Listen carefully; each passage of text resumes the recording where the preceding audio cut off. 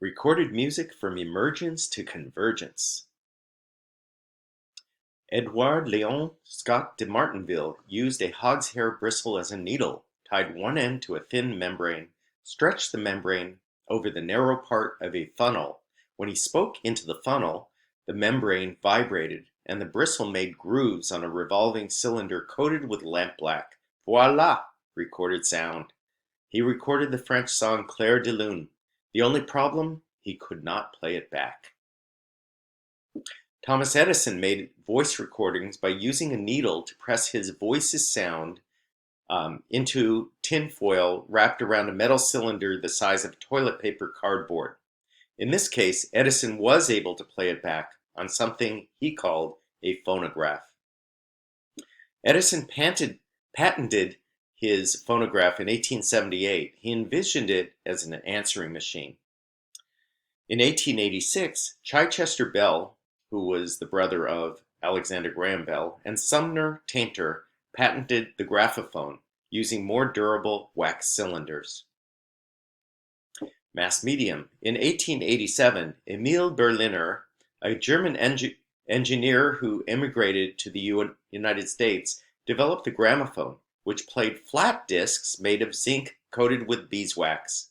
He developed a way of mass-producing the discs, and the flat discs allowed records to stamp labels on the discs.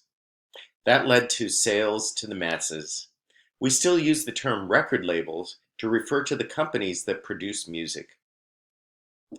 In 1906, the Victor Talking Machine Company developed the Victrola, which had to be primed with a crank handle, but by 1925, electric record players replaced the Victrolas.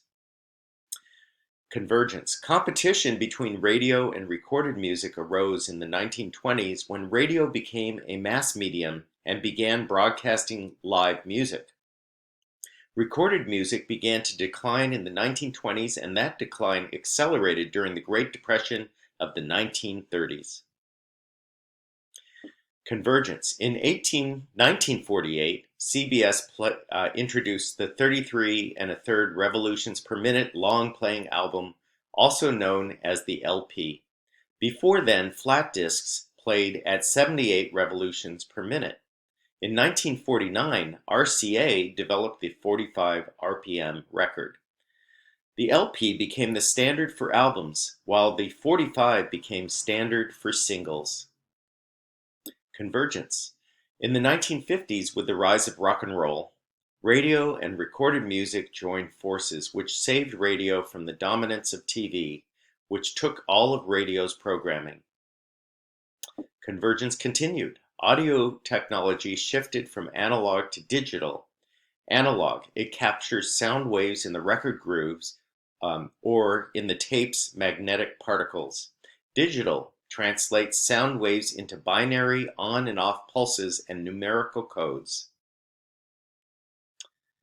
Reel-to-reel tape recorders were replaced by cassettes, which led to the Sony Walkman. Digital audio recordings first appeared in the 1970s. In 1983, compact discs replaced analog music. MP3s developed in 1992, allowing for file sharing. Sean Fanning launched Napster in 1999, which led to illegal downloading and sharing of music, and the Supreme Court ruling in favor of the music industry in 2001. Apple stepped in with iTunes in 2003 and became the largest seller of recorded music.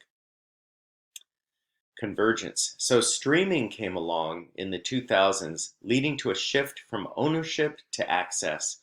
Many people do not own CDs or records or anything like that. They actually have a subscription to Spotify or Apple Music. Spotify entered the US market in 2011 and hit 30 million worldwide subscribers in 2015. Other streaming services include Apple Music, Pandora, Tidal, and Google Play.